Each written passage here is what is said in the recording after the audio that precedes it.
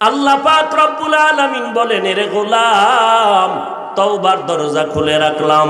আমি চাই না কেউ জাহান্নামে যাবে, আমি চাই সবাই জান্নাতে যাবে। আমি কেমন চাওয়া চাই? হিসাব ছাড়া যেন সবাই বিনা হিসাবে জান্নাতে যায়। কারণ হিসাবের কাঠগড়ায় দাঁড়াইয়া কেউ যদি জান্নাতে যেতে চায়, জাহান্নামের শাস্তি ভোগ না করিয়া জান্নাতে যেতে পারবে না। এরে নবীর আশিক, বিনা হিসাবে যদি জান্নাত পেতে চাও, আল্লাহর ওয়াদার হলো মুসলমান না হইয়া কবরে আসবা না। মুসলমান হইয়া কবরে যাওয়ার মানে কি? বলে, বান্দা তোর অন্তরটারে গুনাহ থেকে পবিত্র বানাইয়া কবরে আয়। আমি আল্লাহ কিয়ামতের আগ পর্যন্ত কবর বেহেশতের বিছানা বানায় দিব, জান্নাতের সাথে রাস্তা বানায় দিব, জান্নাতের হাওয়া বাতাসে তুই আরামে ঘুমাবি। আল্লাহ পাক রব্বুল আলামিন হাসরের ময়দানে হিসাব ছাড়া জান্নাতে পাঠায়।